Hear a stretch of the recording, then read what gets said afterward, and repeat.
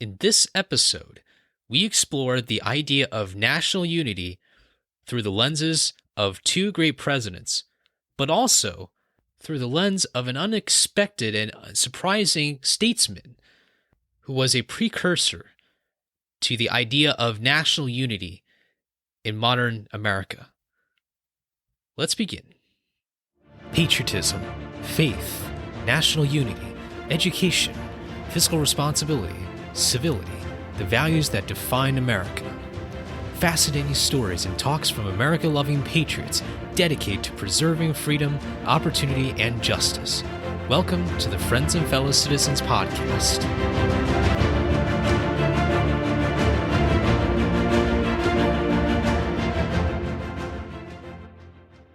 Hello, and welcome to another episode of Friends and Fellow Citizens. I'm your host, Sherman. Today, we will be covering the third principle out of the 6 principles that I've outlined for you in this podcast. Today's principle is national unity. I am really excited to share with you a couple of great examples in American history that I think will add on to this really important term that will bring a lot of people together now and in the future. The concept of national unity has been in America's political discussion for years and years.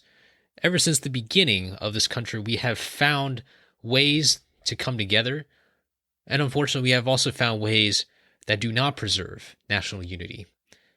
Of course, way back in the days when the colonies, the original 13 colonies, were still trying to figure out what kind of government we were going to have, many people probably felt that the 13 colonies would end up being just 13 countries.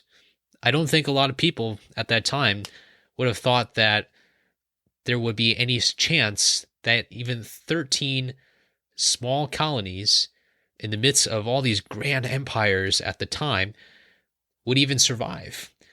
That's why so many call the United States one of the grandest experiments, one of the grandest political experiments, because no one really knew what exactly was going to happen. You just have to try and test and verify and improve. And I think that cycle is what defines the United States, even to this day. Of course, President George Washington presided over the early days of the United States, and he saw firsthand the kinds of divisions that were already being sowed across the colonies and across the country, eventually after his inauguration as president in 1789. Now, during his presidency, he did a lot of tours around. And of course, he was a popular figure at the time, traveling through the South, for example. He made stops from Wilmington, North Carolina, to Atlanta, Georgia, to parts of rural Virginia, of course, the state from where he's originally from. And people used to hold all these celebrations and all these parties, to welcome the first ever president of the United States. But I think within those celebrations, though, Washington was doing something far greater than what people thought he was doing. People thought he might have been kind of doing a tour, kind of doing a vacation tour, a bit of a tour to garner perhaps political support for the new country, which was a part of that particular plan. But he was also looking for ways in which to bring the country even closer together. At that time, 13 new states, and of course new were ones that were added later in the 1790s, and of course much later down the line through the several decades, all the way up to most recently, of course, with Hawaii, admitted in 1959. As the country grew, Washington really needed to find those minute differences, and not just those grand differences, but the minute ones, to see whether or not those differences could spell future trouble for the young country. And as he's touring around the South, he learns about the agriculture sector. He learns about the different ports, perhaps, of ports like in Savannah and in Charleston. He learns about certainly the slavery issue, which had no end in sight. And as Washington is going around looking for these minute differences, he realizes that national unity is going to be one of the greatest issues that this young country would have to face, not just in the 1790s, not just 100 years down the line, but throughout the history and throughout the trajectory of this country. He really believed that national unity would have to be something that is constantly mended and improved. In his address, Washington states, quote, "The unity of government, which constitutes you one people, is also now dear to you," unquote. I think what he's saying here is that we need to respect the fact that we are one people under one government. We do have, of course, state governments and local governments, but we have to respect that federal government, the federal government that is meant to tie us all in under 50 states, plus the District of Columbia. And the fate of that federal government is about the amount of care that we have towards the system. When I say the system, I don't just mean the civics or the way of government, or excuse me, the system of government that we have, but it's all about the care in which we have towards each other, and not just towards other people in our communities, but people across municipality lines, across county lines, state lines, and across the entire country. It's difficult because we are oftentimes entangled by what's happening locally. And I think it's important that we maintain those connections with our local districts and with our localities. I mean, heck, we can't vote in other states, but we can vote in federal elections. And I think that shows that we have an obligation and a mandate to think about what is best for the country, what's best for the nation. And Washington knew that this was going to be something that is not just in the hearts of patriotism, but it's also a part of the mandate and of the actual functioning of the country. And boy, has the United States gone through a lot of tests on that. So many tests. But I think the most notable one that all of you might remember from school or from reading books or watching movies outside of school, and that is the American Civil War. Probably the biggest test to national unity that our country will ever face. As difficult as these polarizing times are, the polarizing issue of slavery and the issue of even just keeping all the states together could not have been more challenging than during that time. And I would like to share with you the stories of two men who really dominated the political landscape in that era, but also the cultural landscape as well. Since the founding of the country, there was so much legislation that was put out to try to resolve the issue of slavery. Probably the most notable piece of legislation was the Missouri Compromise, which was passed in 1820, which essentially said that slavery was not to exist above 3630, which is the latitude-longitude measurement for that part of the United States. That was approximately the area where Missouri is, but Missouri would count as a slave state under this compromise. At that time, of course, as the expansion increased towards the west, it wasn't just about the issue of slavery, it was about the expansion of slavery. That's also another critical component to this debate about the most polarizing issue in American history, at least up to that point. And as more and more people got broiled into these debates, I mean, all these factions, I mean, all these political parties rising and collapsing, many of which are on the issue of slavery or other issues. There was one particular individual whom I find very interesting, and I think someone you would find interesting too, and that is Democratic Senator Stephen Douglas. Stephen Douglas, born in Vermont, grew up to be a very prominent statesman and a very prominent senator from the state of Illinois. And Douglas was a remarkable statesman because he was such a great debater. He was nicknamed the Little Giant by many at the time and even to this day. You might have heard of the Lincoln-Douglas debates. And of course, Douglas ran against Lincoln in that Senate election in 1858.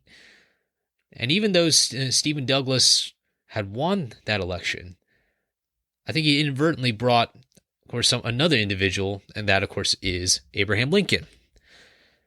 But back to Douglas now. Douglas was someone who really wanted to look for new ways to bring people together so they can make decisions on their own. Slavery was one of them. Now, of course, he personally owned slaves, and there's no doubt that I think hypocrisy is certainly a big problem with his particular message. But I think Douglas was very creative in terms of the ways he tried to figure out. And I think it was really through the failures of what he went through that no one else could really match up. I think is so unique. And I think he is the brainchild of a part of national unity in American history. One of the big compromises that he championed, along with another very famous member of Congress, Henry Clay, he created what is now called the Compromise of 1850. Now, there were a number of provisions with it, but it essentially made certain compromises to both of course, the anti-slavery and the abolitionist North and the pro-slavery South. Texas wanted to expand the West and claim that territory as pro-slavery territory. Under this compromise, there would be new territories, including the New Mexico territory, that would be created, and Texas was not given the additional territory to turn into pro-slavery territory. For California would enter the Union as a free state. There were provisions, including the Fugitive Slave Act, which for a while was already a very, very contentious law. It basically states that any slave that was caught anywhere in the United States would have to be returned to their slave owners. And under this compromise, the Fugitive Slave Law, was going to be much more enforced. This was something that the South had gained from this compromise. But the big issue that really dominated Douglas's campaign was the issue of popular sovereignty. He truly believed that on the issue of slavery, it had to be dealt with on the more local level, on the state level specifically. And that's what part of the compromise, the new territories that were added to the Union would decide the fate of slavery through the vote. And Douglas thought that if slavery could just be reduced down to a local issue, the issue of slavery could never potentially spread across the United States. And so he decided to push this idea even further with the 1854 Kansas-Nebraska Act. This act would essentially allow the newly created Kansas and Nebraska territories to utilize popular sovereignty to determine whether or not they wanted to be a free state or a slave state. It would effectively nullify the Missouri Compromise, since Nebraska is north of Missouri, and if popular sovereignty were to be offered to Nebraska, it would obviously violate against the Missouri Compromise, which didn't allow slavery pretty much above that line where Missouri is. And this did get a lot of support from the Senate. The House was a lot more contentious about it, and I think Douglas was very optimistic about it too. He really felt that he was helping the people by giving them the power, giving them the control over how their economy was going to function, how their culture was going to thrive, and how people were going to live for generations to come. But alas, it didn't work at all. As a result, just terrible atrocities occurred. And these atrocities are known as Bleeding Kansas, a very major setback and a major era of American history that no one saw coming, perhaps at least not at that time. And it was certainly a time when I don't think anyone really wanted to be anywhere near Kansas or even just American politics in general.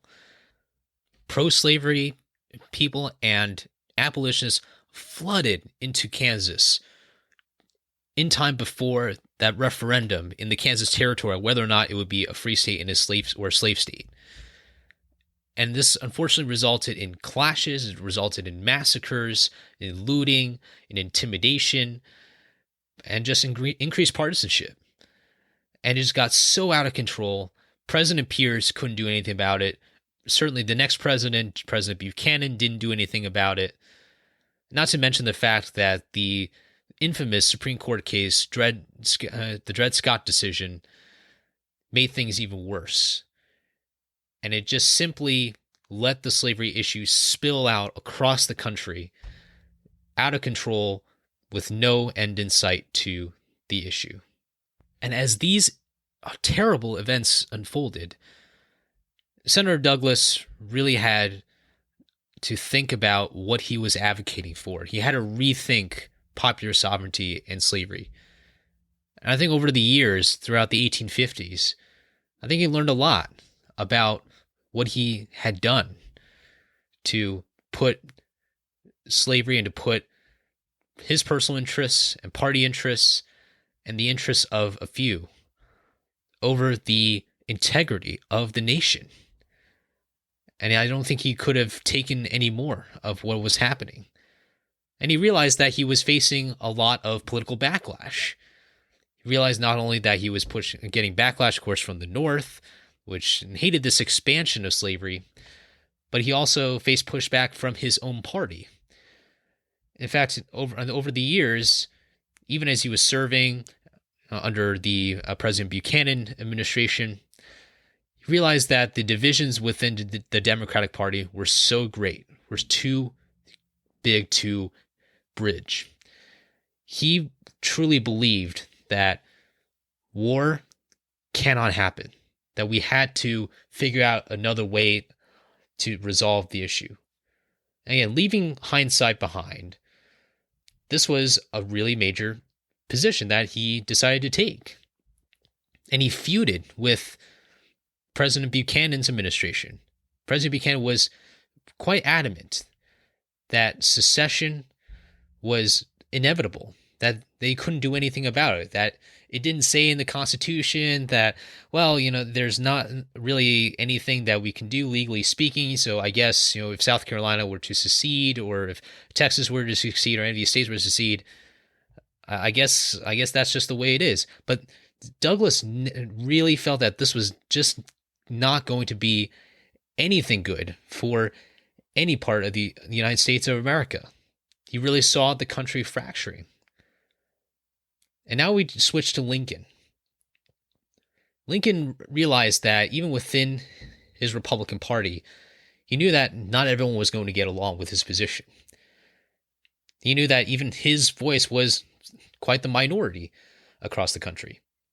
He wanted to keep this nation together. He certainly did not like the idea of slavery, certainly pushed back against the expansion of slavery. But he needed to find new ways to bring more people together on his side, because he knew that a fractured society and a fractured nation cannot live.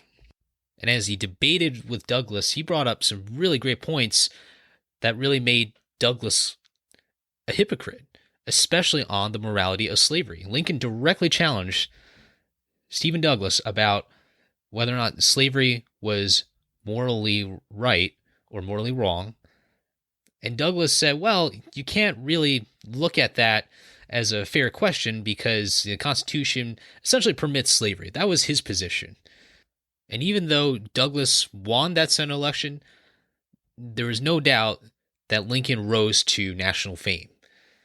And luckily for Lincoln, and luckily for the fate of the country, in the election of 1860, it was because of Douglas's divisive acts that he had caused and he had created those rifts within his party about how slavery was supposed to be dealt with, that divide between popular sovereignty and the full-on push for pro-slavery policy from the South and from many wings of the Democratic Party.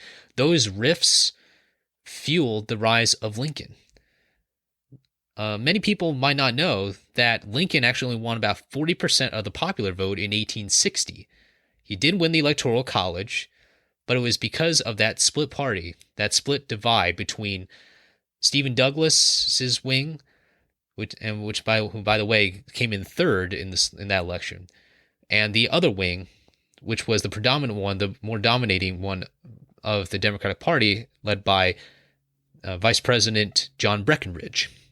Breckinridge being the vice president under President James Buchanan. There was another guy in that election. I won't go too much into him. John Bell, who his platform was essentially that the slavery issue is quite a big issue. We have to deal with this issue of secession first. Let's not really talk about slavery for a little while. Well, I don't think he really caught the drift of the political stage at that point. And I think it showed in his rather poor performance in that 1860 election. But Lincoln now assumes office, but he realizes, of course, that the country is falling apart. South Carolina, the first state to secede, we, of course, had that confrontation at Fort Sumter when the Southerners attacked that particular fort near Charleston in what many perceive to be that first major attack against the federal government, against a state essentially revolting against its own government. And this brings us back a bit to the Lincoln-Douglas relationship. Again, they had just come from a very, very fierce set of debates in the late 1850s. But one day, a Massachusetts congressman visits Stephen Douglas's home, and he's trying to rally support for the Union. A Daily Beast article really does a great job outlining some of the basic elements of the story and of this relationship between Lincoln and Douglas. But essentially, this congressman, the name being Congressman George Ashmun, went to Douglas's home to solicit this support. And initially, Douglas rejected this offer. He didn't like the fact that Lincoln had done so much damage to his party.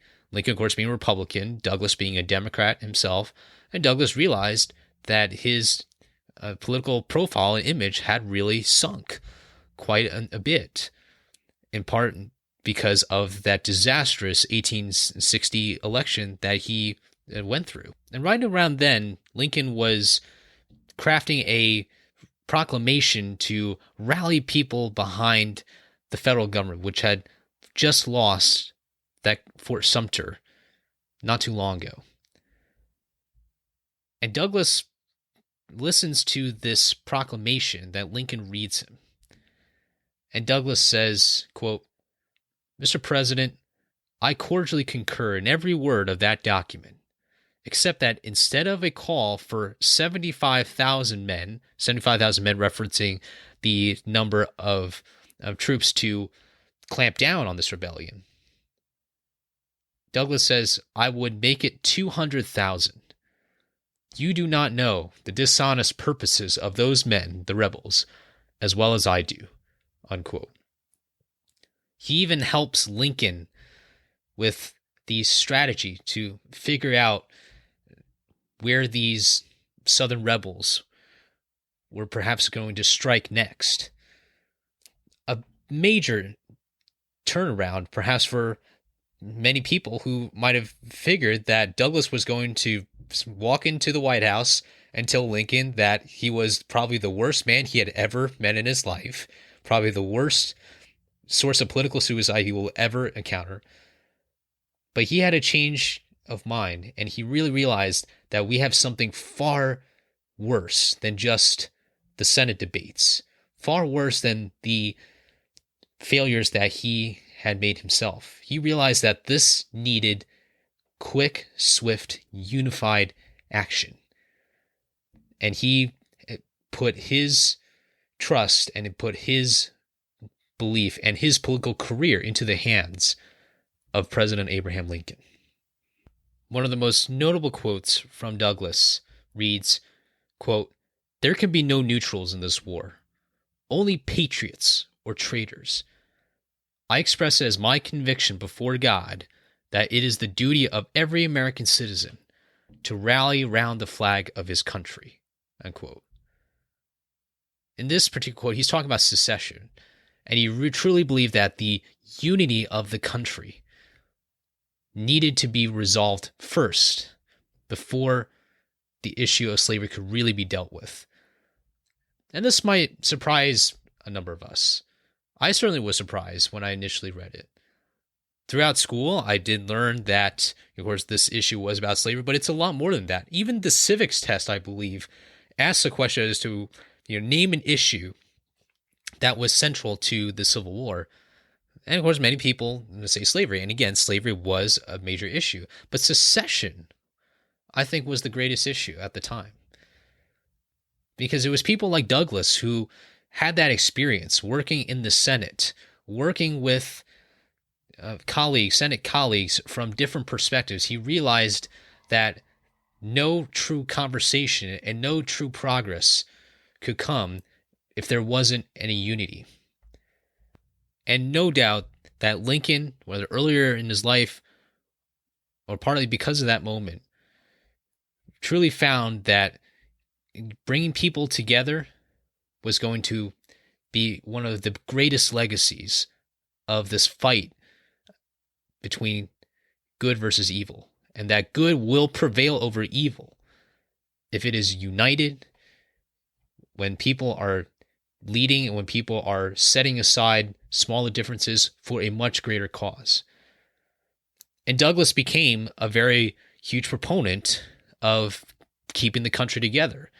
He made certain speeches. He made speeches in Congress and, of course, throughout in other states as well. But think about those words. There can be no neutrals in this war, only patriots or traitors. That, I think, is a fundamental question to think about. A fundamental question to think about because as horrible an institution slavery was, and it really was such a disgusting institution, an institution that, of course, even the founders couldn't resolve. It took the efforts of heroic future generations to take care of that issue. It was really this question of national unity that I think Lincoln really rallied it behind. And there was clear evidence of that. Within his party, he knew that there were divisions. He brought a fellow Republican opponent, William Seward, as Secretary of State. For those of you from Alaska, I think Secretary Seward would be quite a hero to look up to, especially given the fact that he helped negotiate our acquisition of Alaska as part of the United States, as a territory at the time, of course. Vice President Andrew Johnson was a war Democrat. And in 1864, Lincoln faced a big challenger. He actually got a challenge from someone who actually worked for him. General George McClellan ran on the Democratic ticket, I think much in part because he was fired. That probably could have been the shortest acceptance speech, I'm sure, at the Democratic Convention, which was, I'm running against Abraham Lincoln because I got fired. Well, of course, it was probably a lot longer than that. But anyway, it was interesting to note that Lincoln knew that he needed to consolidate more support, that this was more than just a Republican convention that he needed to preside over and get the nomination. He needed to get more Democrats on his side. And that's why technically he was not nominated under the Republican Party in 1864. He was actually nominated under the National Union Party. But Lincoln didn't stop there. Throughout his presidency, he brought in additional Democrats, either former Democrats or at that time current Democrats. He brought in Democrats Benjamin Butler and Daniel Sickles as Union generals. He brought in a more conservative Democrat, Edwin Stanton, as the Secretary of War. Effectively, President Lincoln understood that each of the major parties had their own factions and that he would need to do whatever he can to get those pro-war Democrat factions to his side and others who were a bit more on the fence, bring them to his side to maximize that Union support for the cause. Unfortunately, Lincoln did not get to work with Douglas much during his presidency, although it would have been interesting, I think, to see how those two men would have gotten along when it came to bringing the country together. Unfortunately, Douglas passed away in 1861, really before much of the Civil War had taken place. As we can see, these two men shared a number of interesting values that I don't think anyone can really point as perhaps unifying at first, especially on the issue of slavery. But they consolidated on national unity. And I think Lincoln and Douglas showed very, very interesting lessons for all of us to learn from when it came to the issue of bringing the country and keeping the country together. I want to now leave all of you with a couple of lessons learned from this story, from what we've been discussing over the last half hour or so. The first, I think, is that national unity is greater than any of us. It's about serving people whom you might not get to meet. It's about serving people who are going to live in a different generation than you are. It's also about bringing people together in ways that you can never have imagined. National unity, I think, is a source of imagination. One can think about all the different things that people like, whether it's people rallying people around a particular food or a particular holiday or a particular institution. There's a number of ways that we can celebrate this national unity. We all know that we can't unite on every single issue. We all live in different parts of the country or parts of the world. We all live under different circumstances within our families. We have different ambitions. We have different tastes and preferences. But when you think about how those differences add up in comparison to something greater than those differences and everyone individually, then you get something that is far more precious. And when you have national unity, you have a nation. You have an identity. You have an identity to reflect on, an identity to cherish. Oftentimes, I think that unity will allow you to defeat enemies, whole entire enemies. Think about how we defeated Nazi Germany, how we defeated the Soviet Union, how those particular enemies never could have realized how unified people were. Despite those minute differences, Americans in different eras came together to fight for what they still had, which was a country that they loved. National unity can also mean ensuring that no part of the United States is subject to foreign interference, that we ensure that all parts of America can work in tandem when necessary. Most importantly, national unity is not about self. It's about others. It's about others known as your fellow citizens. Some might say that these fellow citizens can also be your friends, and therefore, national unity is about supporting friends and fellow citizens. Recently, we've heard the news that President Donald Trump and First Lady Melania Trump have tested positive for COVID-19.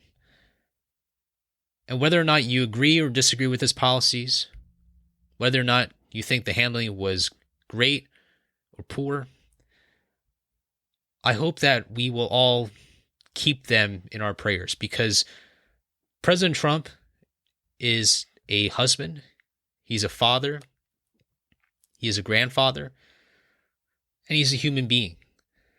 And I can tell you that regardless of my political differences with other politicians, I wouldn't want any of them to die of COVID-19. I wouldn't want them even to suffer through COVID-19. I wouldn't want anyone to go through that.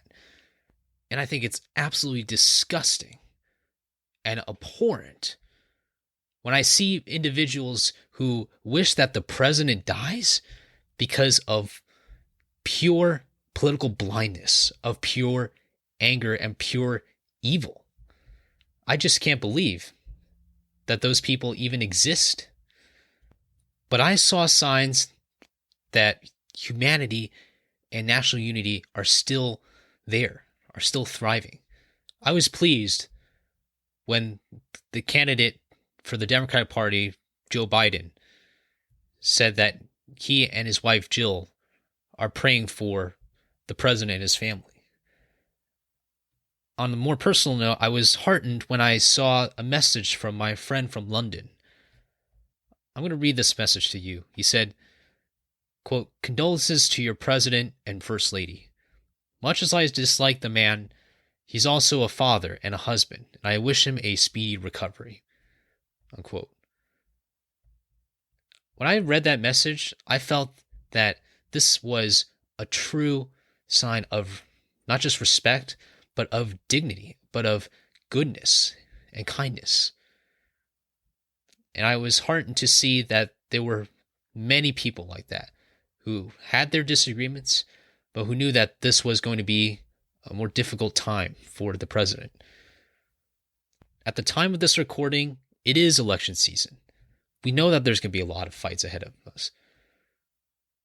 Just like with President Lincoln, he knew he had a lot of political fights ahead of him. So did Douglas. So did George Washington.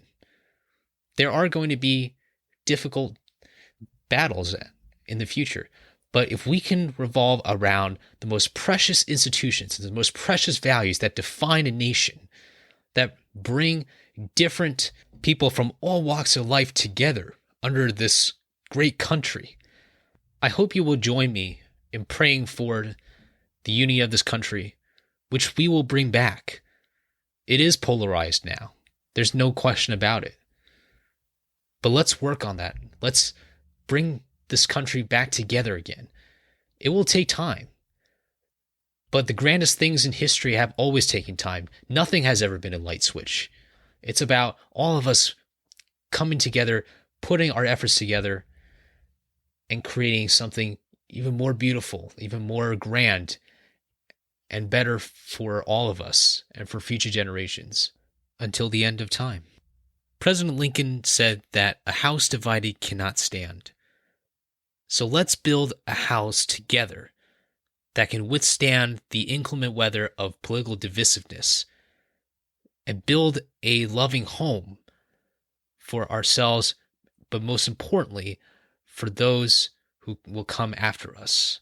We can and we will. And on that note, thank you so much for listening to this episode. I hope you enjoyed it.